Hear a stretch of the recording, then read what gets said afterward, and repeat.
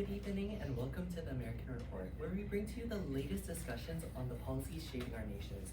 I'm Mark, and with me is our beautiful and wonderful host, Andrea. Good morning, Mark, and good morning to our listeners. Tonight, we'll be taking a deep dive into President Lyndon B. Johnson's Great Society, a bold and ambitious vision that has been reshaping America over the last few years. It's hard to believe that it's only been a couple of years since the Great Society's programs began. Today we'll discuss how these programs have impacted education, healthcare, housing, and the wages. But before we get into the details, let's set the stage. To understand why these programs were necessary, we need to look back at one of the most defining movements of our time, the Civil Rights Movement. Throughout the 1950s and early 1960s, the Civil Rights Movement fought to end racial segregation and discrimination, especially in the South. This movement achieved historic milestones such as the Civil Rights Act of 1964, which outlawed segregation in public places and banned employment discrimination based on color, race, religion, sex, or national origin. But even with legal victories, racial and economic inequalities remain. Many Black Americans, especially in the South, still faced barriers in education, employment, and healthcare. That's where President Lyndon B. Johnson came in. Johnson, a Texan who has seen poverty firsthand, believed that the government should play a role in lifting people out of the economic hardships. That belief became the foundation of the Great Society, which aimed to eliminate poverty and racial injustice through education, healthcare, housing, and job programs. So let's dive in and see what's changed in just a few years. One of the largest areas of reform under the Great Society has been education. Johnson saw education as a key to breaking the cycle of poverty, and in 1965, he signed the Elementary and Secondary Education Act, also known as ESEA. The law provides federal funding to schools, particularly those serving low-income students. It introduced Title I, which aims to close the skill gap in reading, writing, and math for children from disadvantaged backgrounds. And it didn't just stop there. Title II made sure every school had librarians and textbooks, while Title III helped expand education centers to encourage more students to stay in school and succeed. Let's not forget about Title IV, which provided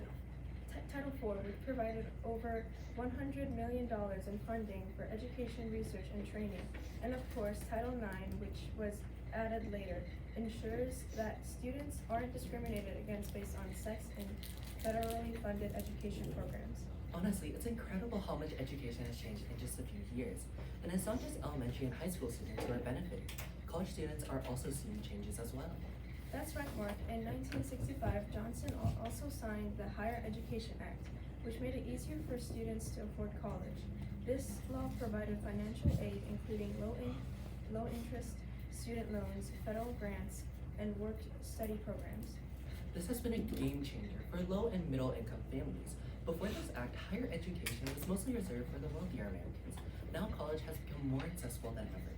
It also helped fund historically Black colleges and universities, also known as HBCUs, ensuring that more Black students had access to higher education opportunities. This program continues to evolve, and there's even talk about expanding financial aid in the future. Now let's shift gears to another important issue, housing. On August 10, 1965, President Johnson signed the Housing and Urban Development Act, which dramatically increased federal funding for housing programs. This act provided rent subsidies for the elderly and disabled, funded the construction of more low-income housing, and supported public work projects to improve the urban areas. And just a year later, Johnson created the Department of Housing and Urban Development to oversee these programs. He appointed Robert C. Weaver as HUD's first secretary, making him the first African American cabinet member in U.S. history. That was quite a historic moment. Weaver has worked tirelessly to expand affordable housing and fight discrimination and housing policies. Next, we have one of the most groundbreaking reforms in healthcare, Medicare and Medicaid. That's right. Signed into the law under the Social Security Amendments of 1965, Medicare provides health care coverage for Americans aged 65 and older, while Medicaid helps low-income individuals and families access medical care as well. These programs have already helped millions of Americans, providing them with essential services like hospital visits, nursing home care, prescription drugs, and preventive care. And Medicaid continues to expand. States now have the option to broaden coverage to include more low-income adults. It's one of the biggest healthcare reforms in U.S. history. Finally, let's talk about wages and job training. Johnson declared a war on poverty, which led to programs that helped people find better jobs. In 1964, Congress passed the Economic Opportunity Act, which created job training programs like Job Corps and Neighborhood Youth Corps.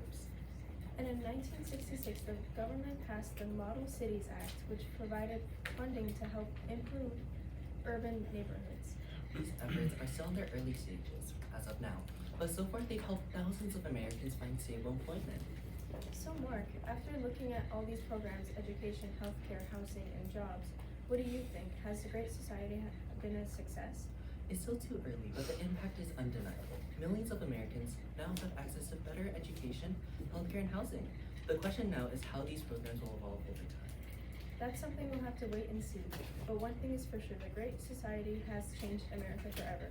That's all for tonight's special report. Thank you for tuning in to the American Report. I'm Mark. And I'm Andia. Have a great morning, everyone.